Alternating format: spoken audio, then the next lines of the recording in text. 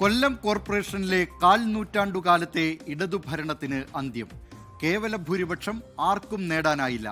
UDF ഏറ്റവും വലിയ ഒറ്റക്കക്ഷിയായി ഇരട്ടി സീറ്റുകളിൽ ജയിക്കാനായത് BJPക്ക് നേട്ടമായി. കൊല്ലം കോർപ്പറേഷനിൽ മുൻചരിത്രം തിരുത്തിക്കുറിച്ചുകൊണ്ടാണ് UDF തേരോട്ടം. കേവല ഭൂരിപക്ഷം നേടാനായില്ലെങ്കിലും LDFന്റെ ഉരുക്കുകോട്ടയായി കണക്കാക്കപ്പെട്ടിരുന്ന കൊല്ലം കോർപ്പറേഷനിൽ കാൽ നൂറ്റാണ്ടിന് ശേഷം UDF ഏറ്റവും വലിയ ഒറ്റക്കക്ഷിയായി.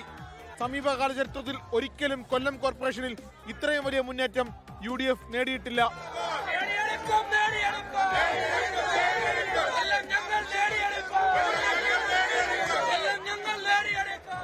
മേയർ ഹണി ബെഞ്ചമിൻ, മുൻ മേയർ രാജേന്ദ്ര ബാബു, മുൻ ഡെപ്യൂട്ടി മേയർ വിജയ ഫ്രാൻസിസ്, CPM ജില്ലാ സെക്രട്ടേറിയറ്റ് അംഗം VK അനിരുദ്ധൻ എന്നിവരുടെ പരാജയങ്ങളും ഇടതു കേന്ദ്രങ്ങളെ ഞെട്ടിച്ചു.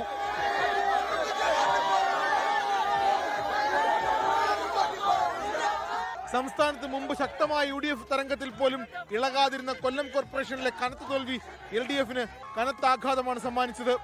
കോൺഗ്രസ് 22 ഇടങ്ങളിലും RSP 3 ഇടങ്ങളിലും മുസ്ലിം ലീഗ് 2 ഇടങ്ങളിലും വിജയിച്ചു. കഴിഞ്ഞ തവണ 38 സീറ്റിൽ വിജയിച്ച LDF 16 സീറ്റിലേക്ക് ഒതുങ്ങി. CPM 13 ഇടത്തും CPI 3 ഇടങ്ങളിലുമാണ് ജയിച്ചത്. 6 സീറ്റിൽ നിന്നാണ് 12 സീറ്റിലേക്കുള്ള BJPയുടെ കുതിച്ചുചാട്ടം.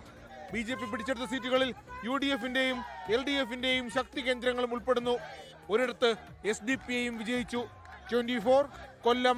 ലോകത്തെവിടെയായാലും ഏത് സമയത്തും 24 വാർത്തകളും ഓഗ്മെന്റഡ് റിയാലിറ്റി പാക്കേജുകളും എക്സ്പ്ലെയിനറുകളും വിശദമായി കാണാൻ ഞങ്ങളുടെ YouTube ചാനൽ നിങ്ങൾക്ക് സബ്സ്ക്രൈബ് ചെയ്യാം.